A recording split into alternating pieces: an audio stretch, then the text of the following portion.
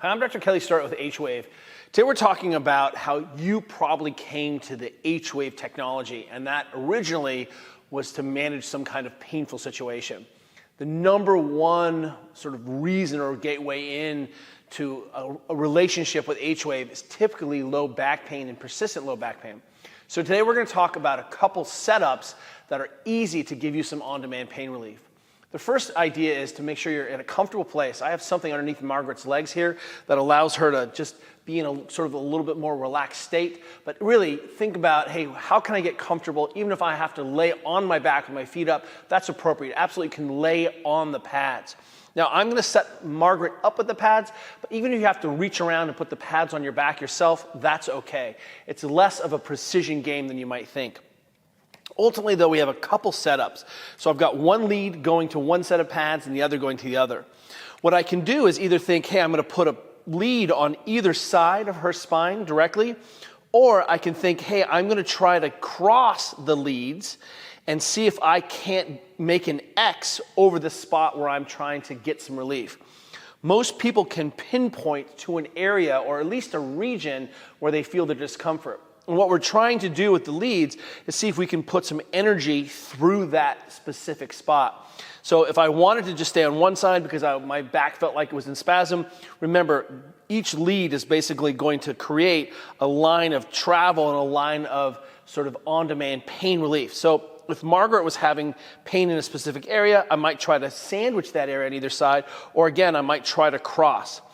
The idea is it's okay to send energy across the spine. In this situation, I'm going to go ahead and set this up with the cross configuration.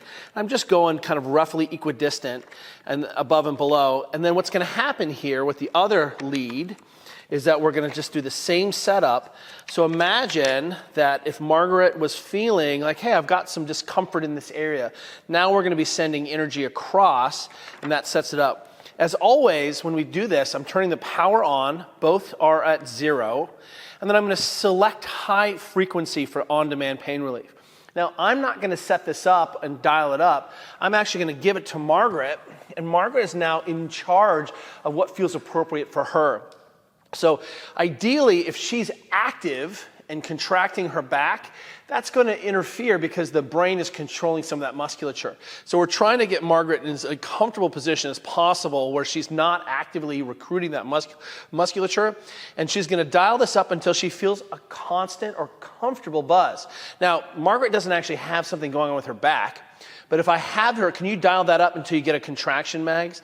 We can find a moment at where the muscle actually starts to go into tetanus. We don't need to do that. We don't need to put enough energy into the system, the muscle goes into lockdown. What we're trying to do is actually find that threshold right above or below that spot. So not right above, but right below that kind of lockdown tetanus site where the muscle kind of goes in contraction. But most importantly, even if you can't tolerate very much high frequency energy going into the tissues right now, that's okay. Make yourself comfortable, find an appropriate level, go ahead and dial that up, and then set the timer for about 45 minutes. Ideally, we want our first session or our sessions to be about 45 minutes to an hour max, and then we want to take a break. And one of the reasons is we want to make sure that we're not getting irritation under the skin. So our typical model is an hour on, and then we want to see and wait, at the very least an hour off. But most people experience sort of a drifting where they get on-demand pain relief for that hour, but they get several more hours of additional pain relief. So it's not just like a TENS unit where you pull this off and you feel discomfort again. So the idea is she also may notice that she wants to have a little bit more intensity, a little bit more energy as she's lying here getting the treatment. So don't be afraid to go ahead and realize that your body's going to accommodate, your nervous system's going to calm down, but go ahead and put enough energy that you feel comfortable, no more, no less, no more than 45 minutes to an hour. Let's make sure we check the pads so we're not getting skin irritation. And this is an easy, easy way to have some on-demand pain relief for your back, and you then can be feeling better and theoretically moving more.